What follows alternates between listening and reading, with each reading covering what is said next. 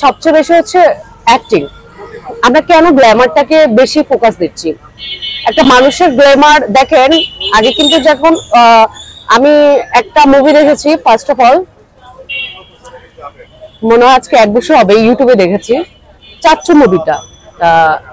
তো আমি দেখেছি যে হচ্ছে অপু বিশ্বাসের মুখ ভর্তি কিন্তু পিম্পলস ছিল, অনেক কিছুই ছিল, কিন্তু সে কাজ করে গেছে, তার অভিনয় ভালো ছিল ইভেন, এবং সে হচ্ছে আরো ভালো কিছু করতে পেরেছে। তো যে অপু বিশ্বাসের কথা যদি আমি বলি, এখন কিন্তু সে তাকে কিন্তু সে চেঞ্জ করে ফেলছে, স্লিম হয়ে গেছে, গ্ল্যামার আরো ভালো এসছে। তো গ্ল্যামার আসলে ঠিক হয়ে যাওয়া কোনো ব্যাপার না, আজকাল সে লেজার ট্রিটমেন্ট এভরিথিং সবকিছুই আছে একটা গ্ল্যামার নিয়ে আসা, একটা কালো মেয়েকে মানে সুন্দরভাবে ফুটিয়ে তোলা, বা একটা কালো ছেলেকে সুন্দরভাবে ফুটিয়ে তোলা। বাট সবচেয়ে ইম্পর্টেন্ট হচ্ছে তার অ্যাক্টিং বেস, সে কি ভালো অভিনয় জানে, এটার উপরে সবকিছু ডিপেন্ড করে।